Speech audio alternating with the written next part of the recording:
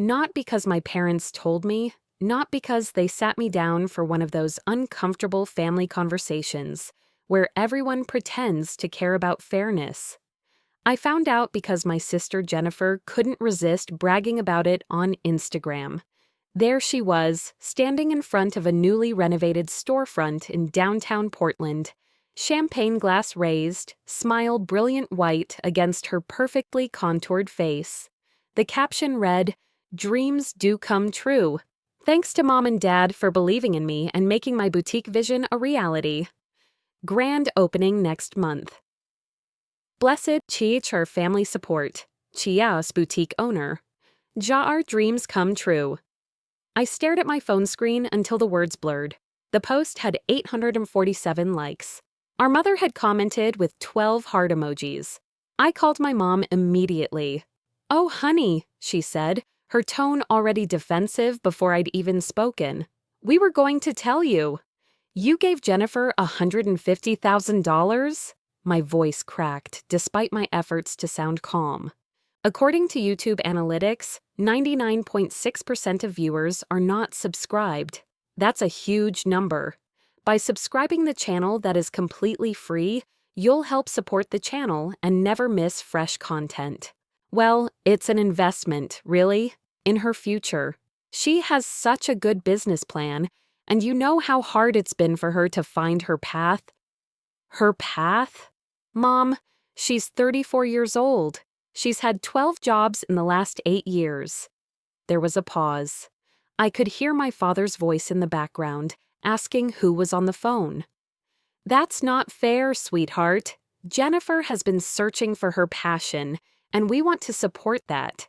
This boutique is really going to be her thing. I can feel it." I laughed, actually laughed.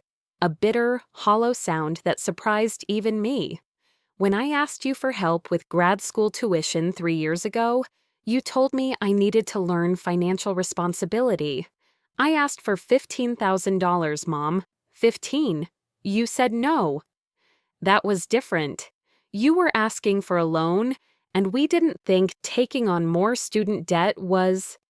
I wasn't asking for debt. I was asking for help, and you said no.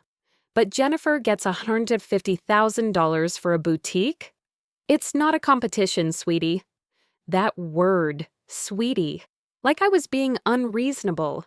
Like I was the child throwing a tantrum instead of a 31-year-old woman who had worked 3 jobs to put herself through graduate school while her younger sister bounced from yoga instructor to lifestyle blogger to amateur photographer. "You're right," I said quietly. "It's not a competition. Because in a competition, both sides have to be in the race. You never even put me in the race. Now you're being dramatic. We've always supported you. No, you've always tolerated me. There's a difference." I hung up before she could respond. My father called back within minutes. I let it go to voicemail. Then my sister called. I blocked her number. That night, I sat in my modest 1-bedroom apartment, the one I'd saved for 2 years to afford a down payment on, and I did something I should have done years ago. I opened my laptop and started documenting everything. Every birthday where Jennifer got the expensive gift, while I got the practical one. Every holiday where they flew to visit her in Portland, but asked me to drive the 4 hours to their place in Sacramento. Every achievement of mine that was met with, "That's nice, dear," while Jennifer's mediocre accomplishments were celebrated like Nobel Prize wins. The time I got accepted into a prestigious graduate program with a partial scholarship, and my mother's first response was, "Well, that's still a lot of debt you'll be taking on." The time Jennifer dropped out of community college after 1 semester, and my parents threw her a "you tried" party. The time I published my first research paper in a respected journal, and my father said, "That's good, I guess, though I don't really understand what it means."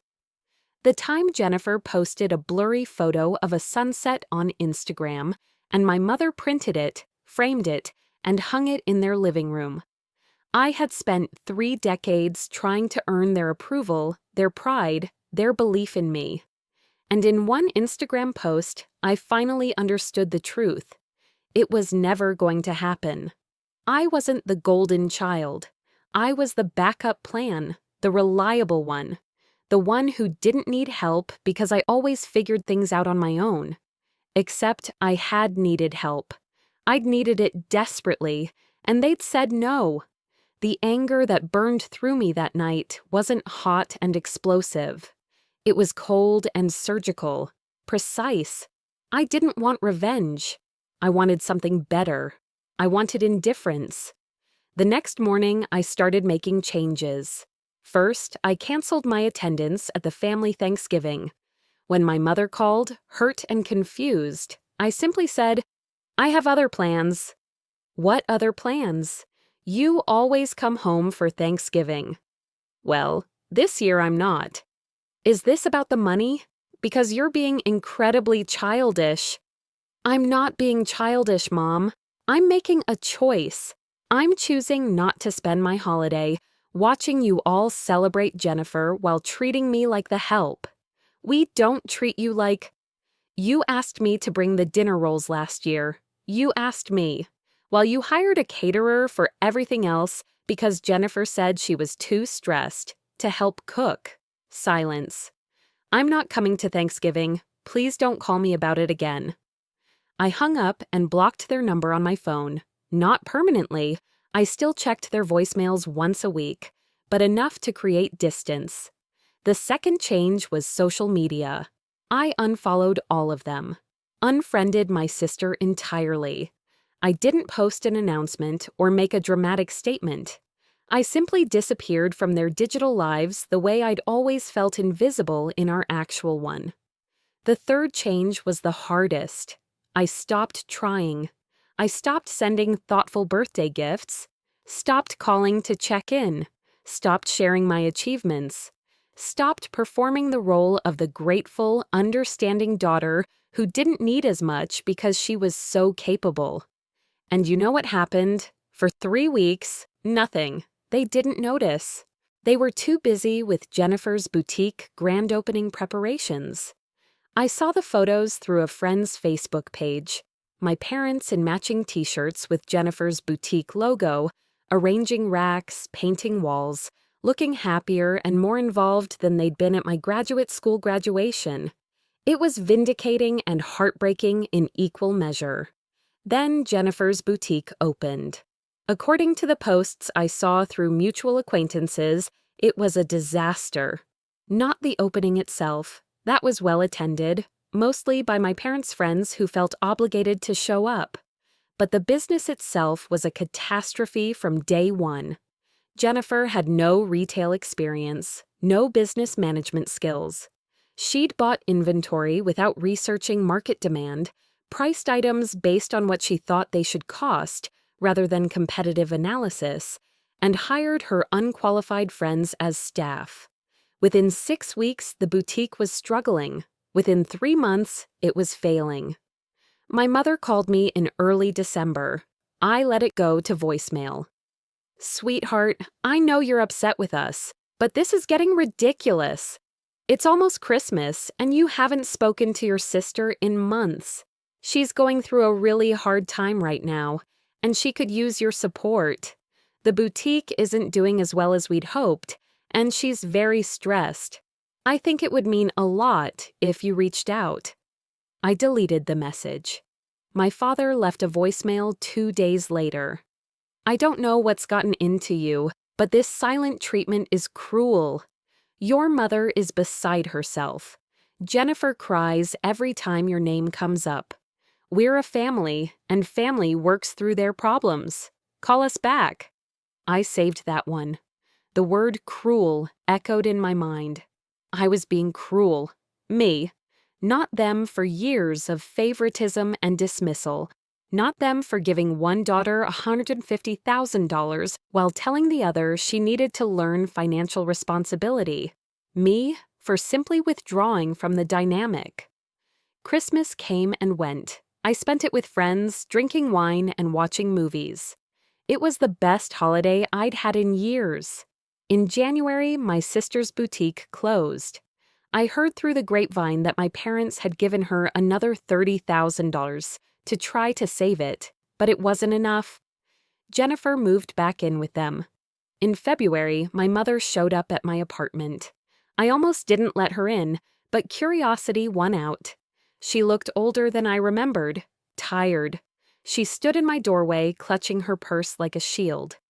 "Can we talk?" she asked. I stepped aside and let her in. We sat in my living room, the silence stretching between us like a canyon. Finally, she spoke. "I don't understand what we did wrong." That statement was so absurd, so perfectly encapsulated everything wrong with our relationship, that I almost laughed again. "You really don't see it, do you?" "See what?" "We've always loved you both equally." "Stop." I held up my hand. "Please stop saying that. You don't love us equally. You love Jennifer more, and you always have. That's fine. Parents are allowed to have favorites, even if they won't admit it. But don't lie to me about it anymore." "That's not true. We're just worried about Jennifer because she struggles more." "She struggles more because you've never let her struggle. You've never let her fail. Every time she crashes, you catch her. Every time she makes a terrible decision, you fund the next one. You gave her $150,000 for a business she had no qualifications to run, and when it failed, you gave her more money." My mother's eyes filled with tears. We were trying to help her find herself. "And what about me, Mom? What about helping me? You never needed help. You've always been so independent, so capable." "I needed help. I asked for help. I begged for help with grad school, and you said no because I needed to learn financial responsibility." But that wasn't the real reason, was it? The real reason is that you didn't think I needed you. And maybe part of you liked that Jennifer did. That's not fair, isn't it? When's the last time you asked me about my work, my research, my life? When's the last time you visited my apartment? You've been here for 10 minutes, and you haven't said a single word about it. You know what you've said? You've talked about Jennifer 4 times. She opened her mouth to deny it, then closed it. "I came here to ask you to forgive us and come back to the family." "There's nothing to forgive, Mom. You didn't do anything wrong by loving Jennifer more. You just need to stop pretending you don't." "We don't." "You gave her $150,000. You gave me nothing. That's not equal. That's not even close to equal. And the worst part? I don't even care about the money anymore. I care that you've never once asked me if I'm okay, if I'm struggling, if I need anything. You just assumed I was fine because I didn't fall apart like Jennifer does." My mother was crying now, tears streaming down her face. "What do you want from us?" It was the question I'd been waiting for, and I finally had an answer. "Nothing. I don't want anything from you anymore. That's what I've been trying to tell you for 3 months. I'm done competing for your attention. I'm done trying to earn your pride. I'm done being the daughter you don't have to think about." "So what? You're just cutting us off? Forever?" "I'm not cutting you off. I'm just stopping the effort. If you want a relationship with me, you'll have to try. You'll have to show up. You'll have to see me as something other than the self-sufficient one who doesn't need mommy and daddy." She stared at me, and I could see her struggling with the concept. The idea that love required effort, that relationships needed maintenance, that I wasn't just going to be there, waiting in the wings, whenever they remembered I existed. "I don't know if I can give you what you want," she whispered. "That's okay," I said, and I meant it. "But then you need to accept that I can't give you what you want, either. You can't have a daughter who's always available, always understanding, always okay with being second place. Not anymore." She left shortly after that. I didn't walk her to the door. Over the next few months, things shifted in ways I didn't expect. My father called once a week, awkward and uncomfortable, asking about my work. The conversations were stilted, but they happened. He was trying. My mother sent cards, actual paper cards in the mail, with short notes. Thinking of you. Hope you're well. Proud of you. The words felt foreign in her handwriting, but they were there. Jennifer never called. My parents stopped funding her failures. I heard through relatives that they'd told her the bank was closed, that she needed to figure things out on her own. She got a job as a sales associate at a department store. She hated it. She was learning. As for me, I got a promotion at work, published another paper, started dating someone who actually saw me, who didn't treat me like the reliable backup plan. When my mother called to tell me they were proud of my promotion, I almost didn't believe her, but there was something different in her voice, something that sounded like genuine interest. "Tell me about it," she said. "What will you be doing?" And so I told her, and she listened, really listened. It wasn't perfect. We weren't fixed. You don't undo 30 years of family dynamics in a few months of awkward phone calls and greeting cards. But it was different. I had set a boundary, and they had been forced to respect it. I had stopped performing the role they'd assigned me, and in that space, something new was growing. Maybe not the relationship I'd always wanted, but maybe something real. The truth is, cutting them off wasn't revenge. It was self-preservation. It was saying, I deserve better than this, and meaning it. It was refusing to be invisible anymore. And when they finally saw me, really saw me, it wasn't because I'd earned it or proved myself or won some competition with my sister. It was because I'd stopped trying so hard to be seen and started demanding it as my right. A year after that Instagram post, I posted one of my own. Just a simple photo of me at my desk, surrounded by my research with a simple caption, "Built this myself. Proud of that." My mother commented first. "So proud of you, sweetheart. Always have been." I didn't believe her, not entirely, but I appreciated the effort. And maybe, after all this time, that was enough. I didn't need them to make me whole. I didn't need their money or their approval or their validation. I'd built my life without their help, not because I was so capable, but because I'd had no choice. But now I had a different choice. I could choose to forgive, not for them, but for me.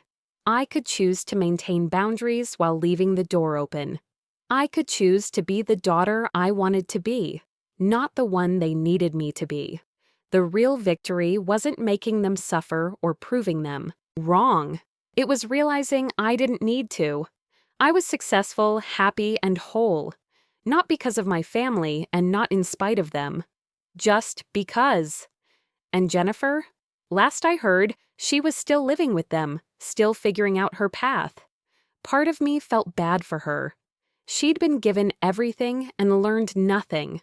She'd been sheltered from failure so completely that she didn't know how to survive it. I'd been given nothing, and I'd learned everything. In the end, maybe my parents did me a favor. They taught me resilience, independence, and self-reliance. They taught me that I couldn't wait for someone else to believe in me. I had to believe in myself. They just didn't realize those lessons would cost them a daughter's unconditional love. But that was their loss, not mine. I'd finally learned the most important lesson of all. The only approval I needed was my own.